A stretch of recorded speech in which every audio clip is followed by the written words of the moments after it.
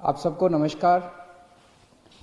दिल्ली में कोरोना की स्थिति पे चर्चा करने के लिए आज सर्वदलीय मीटिंग बुलाई थी हम लोगों ने और सभी दलों के साथ अच्छी चर्चा हुई।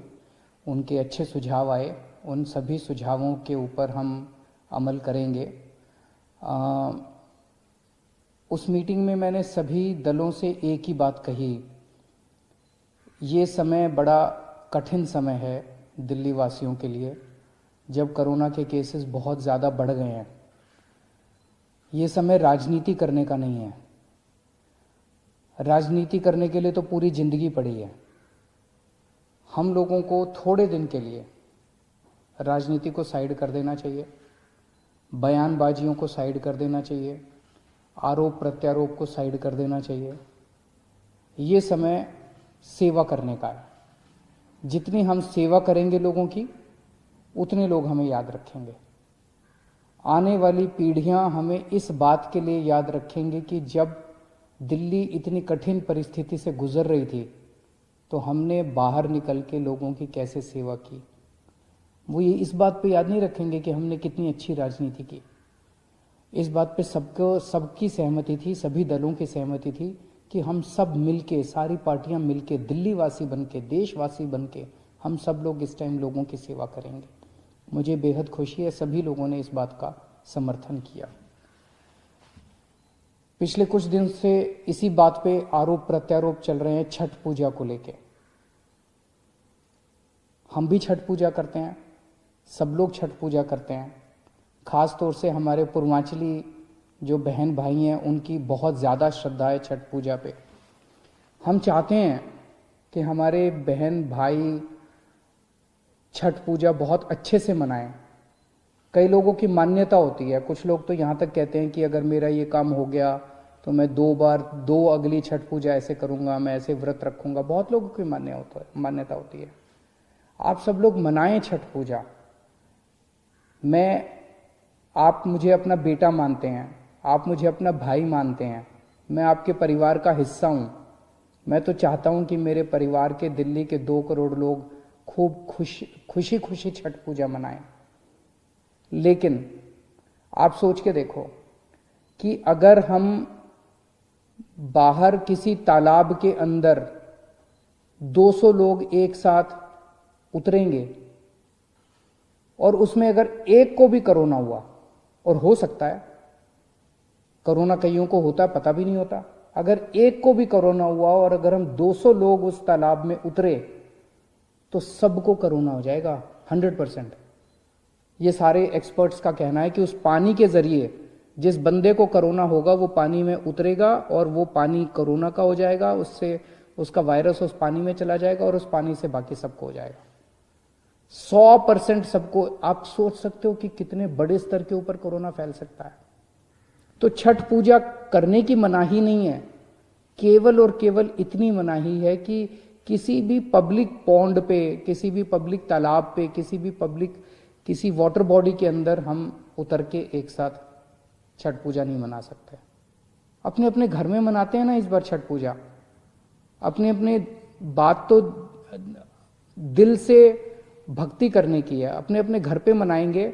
और यही सोच के कई सरकारों ने पब्लिक पॉन्ड में, पब्लिक वाटर बॉडी के अंदर, पब्लिक पानी की किसी भी उसके अंदर छठ पूजा मनाने के ऊपर, गुजरात सरकार ने सूरत में, अहमदाबाद में पाबंदी लगाई है, मुंबई में पाबंदी लगाई गई है, हरियाणा में पंचकुला में पाबंदी लगाई गई है।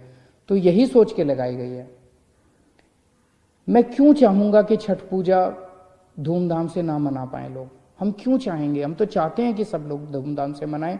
जब से हमारी सरकार बनी है, दिल्ली के अंदर छठ पूजा मनाने के लिए कितनी तैयारियां करते हैं। सरकार कितनी तैयारियां करती है, सरकार कितना बजट देती है छठ पूजा की तैयारियां करने के लिए। लेकिन इस बार ये महामारी है और आप ही की सेहत के लिए, अपने परिवार की सेहत के लिए हम ये कदम उठाने पे मजबूर हुए हैं। छठ पूजा मनाएं, अपने अपने घर पे मनाएं।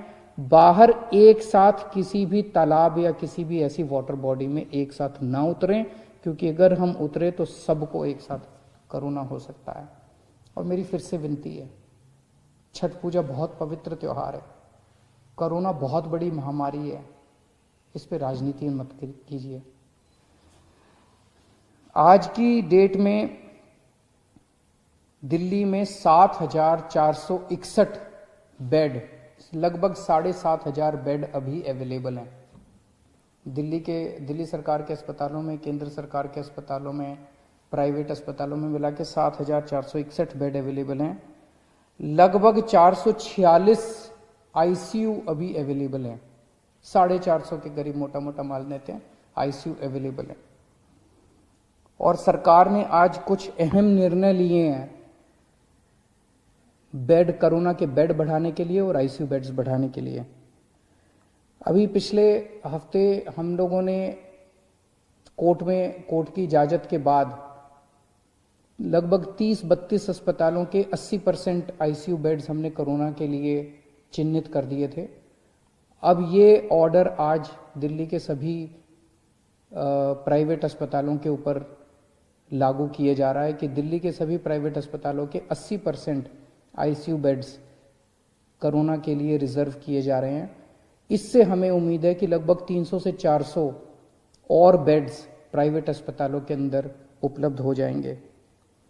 जो नॉर्मल बेड्स हैं, नॉन आईसीयू बेड्स हैं, आईसीयू के अलावा जो दूसरे बेड्स हैं, वो अभी तक 50% बेड्स प्राइवेट अस्पतालों में कोरोना के लिए रिजर्व थे। अब इनको बढ़ा के 60% बेड्स को कोरोना के लिए कुछ दिनों के लिए रिजर्व किया जा रहा है, जब तक ये महामारी पीक चल रही है।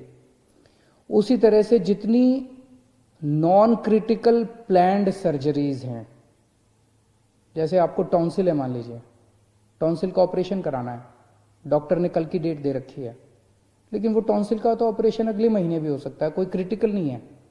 इसी तरह से कई सारी सर्जरीज होती हैं जिनको क्या कहा जाता है, प्लैंड सर्जरीज। क्रिटिकल नहीं होती, 2 महीने बाद हो जाए, महीने बाद हो जाए, कोई फर्क नहीं पड़ता।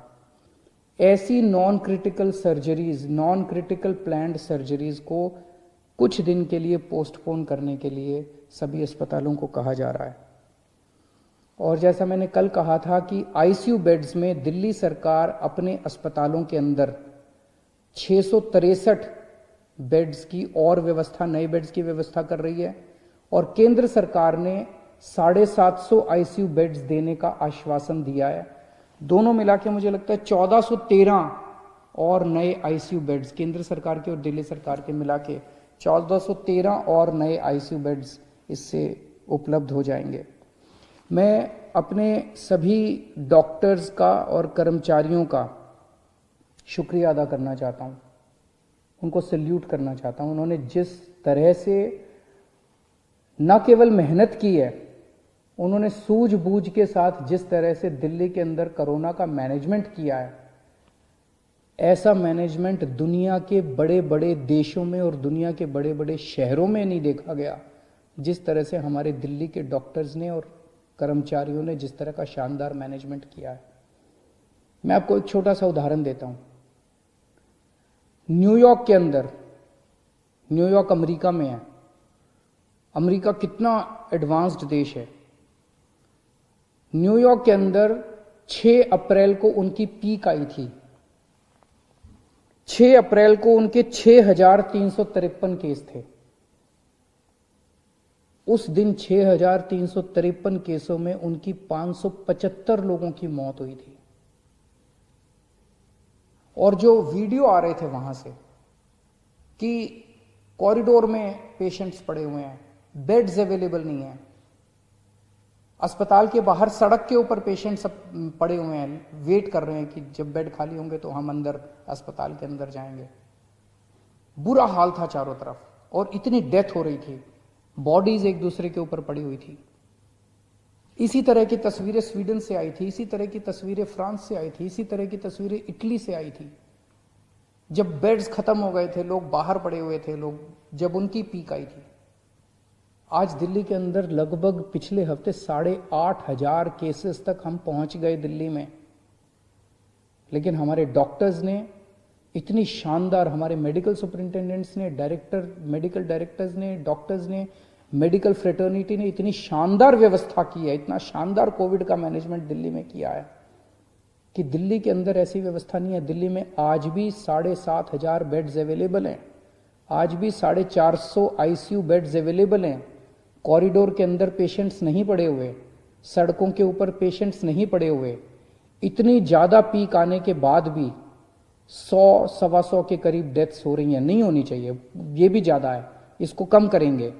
लेकिन जब आप इतने एडवांस्ड कंट्रीज से कंपेयर करते हो जहां पे बुरा हाल हो गया था, मुझे लगता है हमारे डॉक्टर्स ने बहुत शानदार प्रदर्शन किया है। इन सभी डॉक्टर्स की ये समय है हम सब पीठ थपथपाएं। अगर कोई भी आपको डॉक्टर मिले, कोई भी नर्स मिले जो कि कोविड के लिए काम कर रहा है, उसकी एक बार पीठ थपथपा देना, उसका शुक्रिया अदा कर देना, ये बहुत ज़रूरी है।